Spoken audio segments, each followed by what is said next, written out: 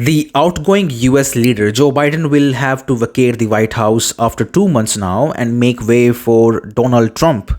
But the 81-year-old man is now taking desperate measures to offer unprecedented support to Ukraine as much as he can before Trump takes over. On Friday, his administration lifted a de facto ban on deploying US defense contractors to Ukraine.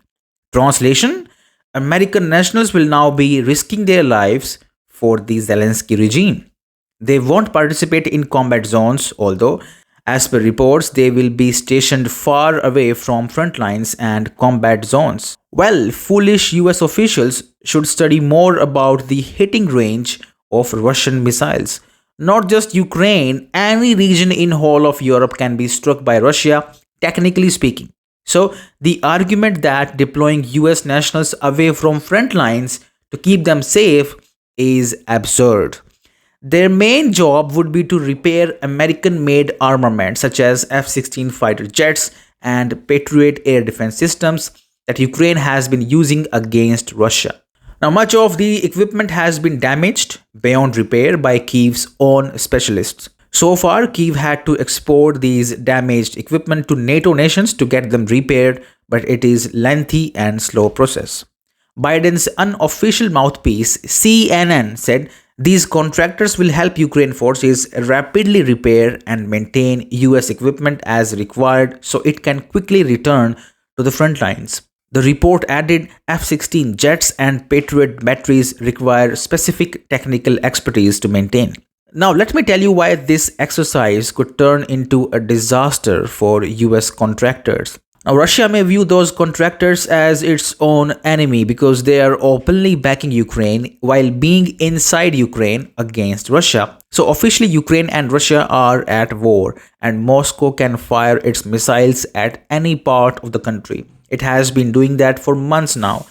What if Kremlin decides to strike the repair facility itself? Who will bear the risk of these US nationals being killed in Russian attack? Now, that is where the most shocking part comes.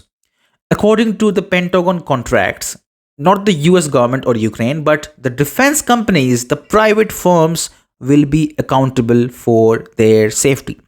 Let's see what CNN has to say. Each US contractor, organization, or company will be responsible for the safety and security of their employees and will be required to include risk mitigation plans as part of their bids. Russian leader Vladimir Putin has claimed that Moscow is aware of direct involvement of NATO troops in this conflict. He noted that some advanced systems supplied by the US and its allies to Kyiv, like ATACMS and Storm Shadow missiles, need Western officers to operate them. Russia's defense ministry frequently reports on airstrikes targeting repair facilities in Ukraine.